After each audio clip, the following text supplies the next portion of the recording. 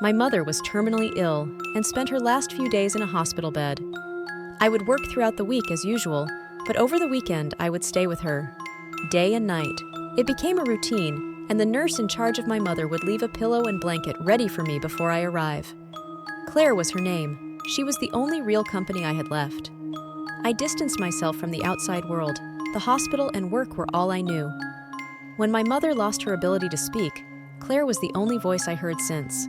Every night after my mother fell asleep, she and I would go check out the vending machines down the corridor.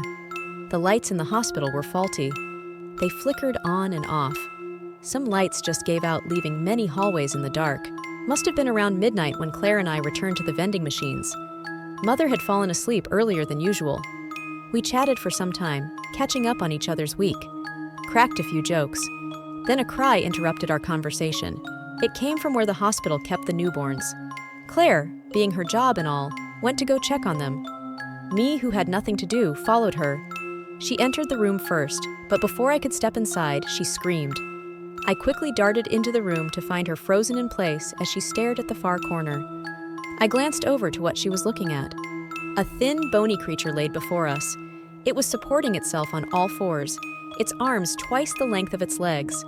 The most horrifying part of the creature had to be the two babies stuck in its abdomen. The babies weren't sewn or glued onto the body, they were growing out of it, complete with disfigured faces, arms and legs.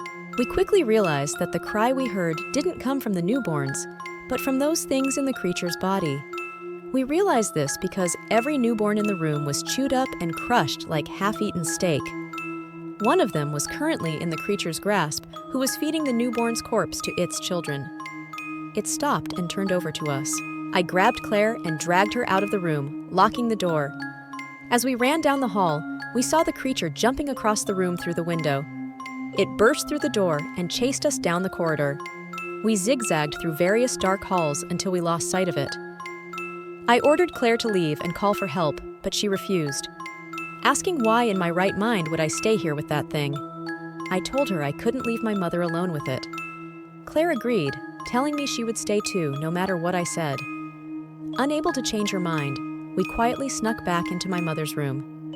I nudged her arm and asked her to wake up.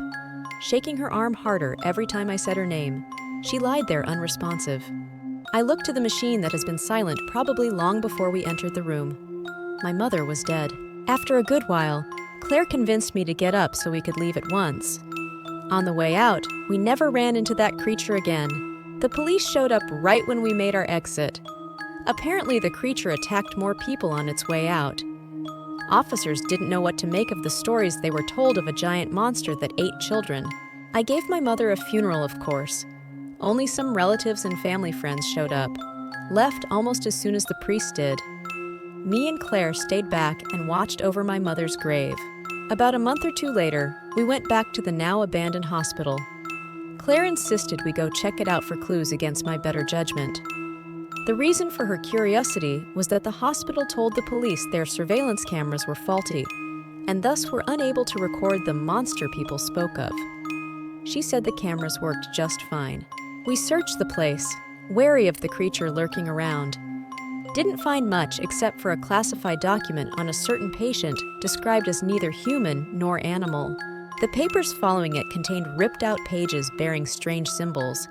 Not sure how to describe them other than satanic. Demonic.